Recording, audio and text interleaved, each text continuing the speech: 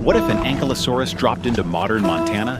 Could it survive on armor alone? You open your eyes and there's nothing to see, just dark and a wall pressing back at you from every side, but something older than you keeps shoving your head up, and on the fourth try, it breaks. Gray and rust-red rock cut into ridges and gullies, layer stacked on layer, sagebrush hanging on in the cracks. Not a drop of water anywhere. You know this place, Montana, the Badlands, and the sun overhead is the same one you woke up to this morning, except it's landing on you a lot harder now. 60 seconds ago you were on your way to work. Everything about you feels wrong, so you look down at yourself. Oh no, you are not a person, although is that necessarily bad? Nobody out here has your number.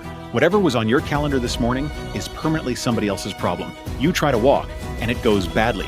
4 short legs, each with its own opinion. 2 steps, and your face is in the dirt. But you've done a whole life once already, so you know how to be bad at something in public. You stop trying, let the body take over, and somewhere around the 20th attempt it clicks. Now you can feel what you're working with. Rows of bony plate down your back, set into the skin itself. You scrape one against a rock and it gives, slightly. Still soft in there. Ridges of bone along your sides, a skull that feels welded shut, and when you blink, something hard slides down over your eye and back up again. There is bone in your eyelids. You are getting more and more curious about what exactly you are.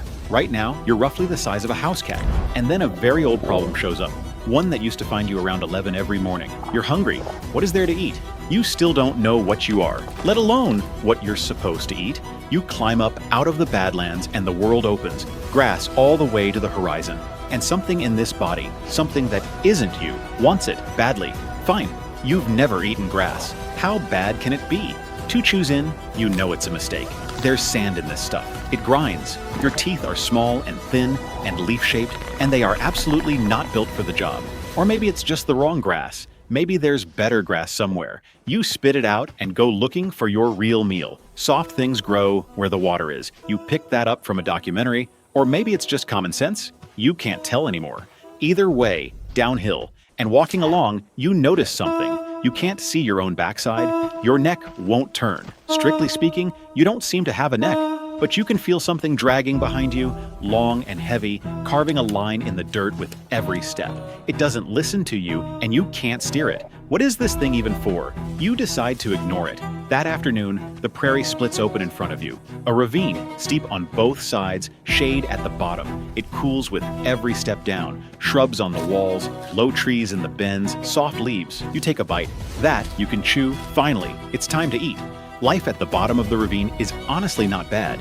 You eat leaves, you stay out of the sun, and within a week, you've got a schedule. The rock is cold enough to stiffen you before dawn and hot enough by noon to burn your feet, so you feed morning and evening and lie in the shade in between. Beats working. One day, close to noon, you're under a bush stripping leaves. Big black birds have been circling up there all morning. So what? You don't look up. Honestly, you couldn't see them if you did. Your eyes sit low on a wide, flat skull, and everything you have is aimed at the ground. Even the plates on your back angle outward, built for something standing beside you. The sky is a direction you were never watching. And then a shadow lands on the rock in front of you. What the fuck? Talons come down, 4 of them closing at once. 3 skid off bone. The 4th finds the skin between 2 plates and goes in. The ground starts moving away from you. You kick at nothing. You'd scream, except in this life you haven't learned how. Then it lets go. You're too heavy. You hit the slope, roll, and land at the bottom of the ravine in a cloud of dust. Your shoulder is burning. You try to turn around and see who was so rude. You can't turn around. All you can feel is the wound. Whatever it was, it doesn't come back. You lie in the dirt for a long time. Good thing your shell is hard. And you remember that plate this morning, the way it gave a little against the rock. Still soft, give it time, and it won't be. You put it all together, and a vague answer starts to take shape. You stay low while the wound scabs over. The leaves in the ravine run out, so you follow it downhill. Water runs downhill, and so do the leaves. The ravine widens, deepens, and then the prairie collapses in front of you. A canyon 1,000 feet deep, stone walls stepping away in layers, and at the bottom of it a wide brown river. Big trees along the banks, willows so thick you can walk in and disappear. The air is wet and there are soft leaves everywhere. You eat here for 3 straight days without moving. On the 4th morning you go down to drink, and looking into the water, you finally see yourself. A wide, flat head, a body plated in bone, small eyes set on the sides, a flat beak at the front. The vague shape in your head snaps into focus. It's the fat armored tank from the documentary. Ankylosaurus. You try to remember how the thing fought on TV. Oh right, the tail. There's supposed to be a club on the end of it. One swing and a T-Rex loses a leg. Slowly, you swing your tail. In the reflection, a long, thin tail drags limply across the mud. It doesn't make a sound. The end of it is bare. Great. Looks like I got the defective unit. Defective unit it is. Not like you were planning to fight anybody. So you settle into the valley, and life becomes almost frighteningly simple. Drink in the morning, eat leaves in the willows all day, lie in the shade when it gets hot, and stay there until the sun goes down. No alarm, nobody looking for you. You even start to enjoy how slow this body is. Low, wide, and it takes you forever to swing around. Basically, early retirement. You eat, you sleep, you wander. 1 year, 2, then one day you lift your head from the water and stop. Somehow, you got big. Later, you notice there are cattle on the plain above the valley, hundreds of them, shoulder to shoulder, the ground shaking when they move. You don't know why, but you start following them. The bison don't mind you, you don't mind them, and you drift along the edge of the herd. Nothing walks into a mass that big, so when you're with them, you don't even have to look up. Free food, free water, free protection. You contribute nothing. You get a little emotional about it. You spent an entire life grinding, and you never got into a group this good. One day, 2 coyotes show up. They work your heels for an hour, one biting at your back feet, the other cutting in front to stop you. You don't break stride. There is nothing on you they can bite into. An hour later, they leave. You don't even notice when. Dinner comes first. Late summer gets too hot during the day, so you switch to eating at night. The valley after dark isn't quiet, leaves turning in the wind, the river running below, and the flat where you feed sits right against a wall of earth, 3 meters high, with forest on top of it. You figure nothing is going to bother something as weird-looking as you. The mountain lion that lives in this canyon has been watching you from the top of that wall for 20 minutes. Mountain lions in documentaries love to get onto an animal's back, pin the body, and take the neck, where the spine runs shallow and the throat is soft.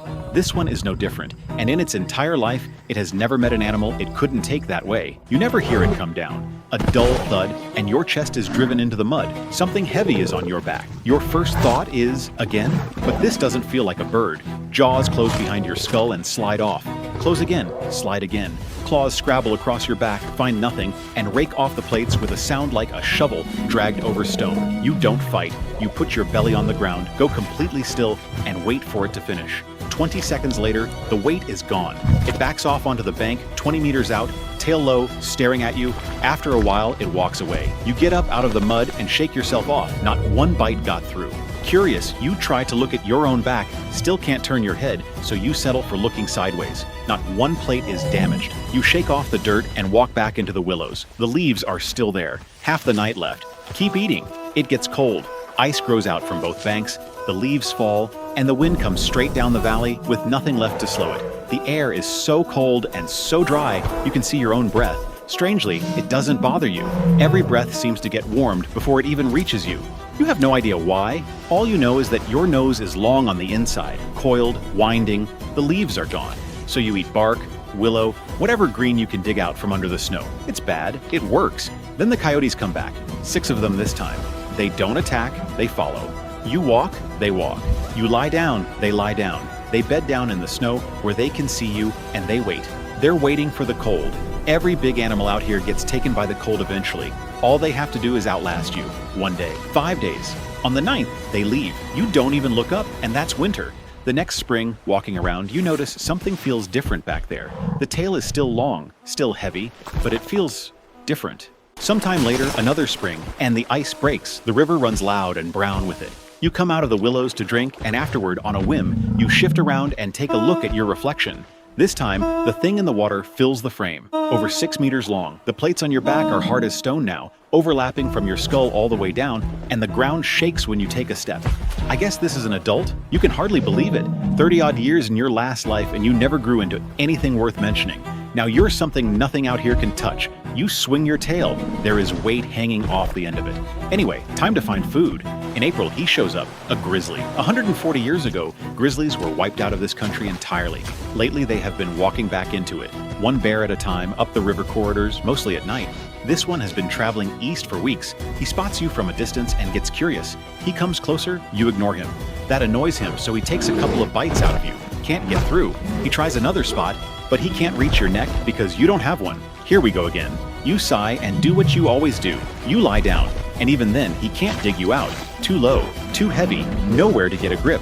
Eventually, he gives up and makes exactly the same decision the mountain lion made. He backs off to the side and watches you. He has weight, he has arms, and he has time, and eventually he works out a way to flip you over. He follows you for 3 days, where you eat, where you sleep, which way you come down in the morning. You don't think anything of it. Nothing can touch you anyway. On the 4th morning, you walk out to the slope at the mouth of the ravine, like always, and start eating. It's a long slope of loose shale running down to the water, and you have crossed it every single day for years. But today, something unexpected happens. The grizzly comes down the ravine, puts everything he has into it, and slams into you. Bam! You get knocked half sideways, all 4 feet on the slope. You're standing wrong now. Left side high, right side low. Then he drives his shoulder into your flank, gets both forepaws under the bottom edge of your plates, and lifts, lifting a body that is already sliding downhill. You try to turn. You can't. It takes you forever to swing around. Your left feet come off the ground. Your right feet start sliding in the shale. The sky shows up where the sky should never be. That's it. You're going over. For the first time, you feel like you are actually going to die, and you thrash as hard as you can, and that's when your tail swings. Crack! The whole valley hears it. The bear is thrown off you and tumbles down the shale, and then you just stand there staring at him stunned. You don't even know what happened. You only swung your tail on instinct. Down the slope, he gets up, he puts one front leg down, and it won't hold him. He lifts it, sets it down again. Still no, he doesn't look at you again. He goes to the water, crosses it, and disappears into the willows on the far bank, limping. You stand there a long time, then slowly you swing your tail one more time. Whoosh! The sound of air, the sound of solid bone moving through it. So this tale is actually a big deal? That summer, life gets even quieter. You're famous around here now, and not because you're strong. Then one day you get bored, and a ridiculous idea shows up. Travel. In your last life, work ate everything the moment you grew up. You never had the time. So you pick a direction and set off happily. Eventually you walk out of the valley and up onto the flats, and there's a ranch. Wire fence running to the horizon, cattle inside it, a house in the distance with a pickup parked beside it. There's a post by the fence with a metal box strapped to it, a trail camera. You haven't seen one of these in a long time. You lean in, you freeze. Isn't that a security camera? And you know exactly what happens if something like you gets found by humans. Caught, studied, you spin around, swing your tail, and smash it into pieces. Okay, no more wandering off. Better get back to the place where you can eat and sleep all day. Sometime later, you make it home. A bison sees you and calls out, like an old friend saying hi. Dinner time. You amble over and start eating. Big mouthfuls.